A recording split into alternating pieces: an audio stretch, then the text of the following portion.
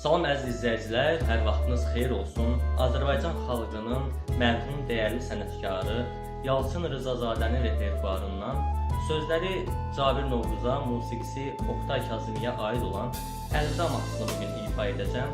Bu mahnını bir çox sənətkarlarımız ifa etmişdir. Mən də öz tərzimə uyğun bu mahnını ifa edib sizlərə ərmağan edirəm. Əlbəttə ki, sizin rəy və fikirləriniz bizlər üçün həm önəmli, həm də böyük bir dəstəkdir. Belə sənətkarlarımızı heç vaxt unutmayaq və mahnılarını həmişə daim yaşadaq. Buyurun dinləyin. Eşqinlə çağlayan illərə, saçlarına düzdüyüm güllərə, bugündən əzizim dünyaya əlvida deyirəm, əlvida.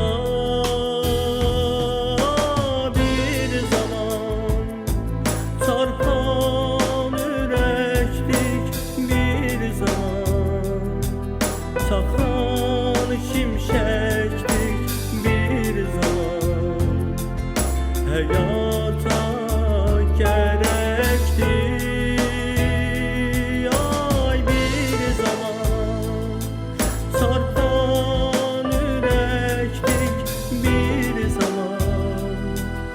Çaxan şimşəkdik, bir zaman həyata gərəkdir.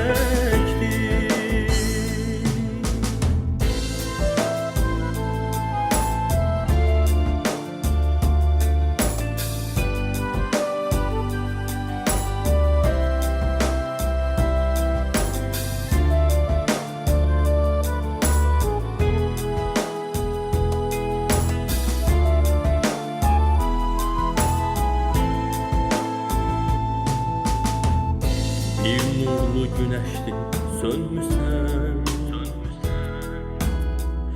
el çatmaz xəyala dönmüsən, günahkar gəzməyək dünyada,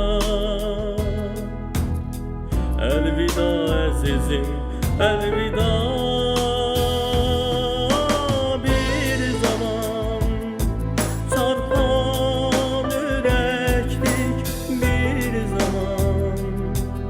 Çaxan şimşəkdik, bir zaman həyata gərəkdir. Ay, bir zaman çarpan ürəkdik, bir zaman çaxan şimşəkdik, bir zaman həyata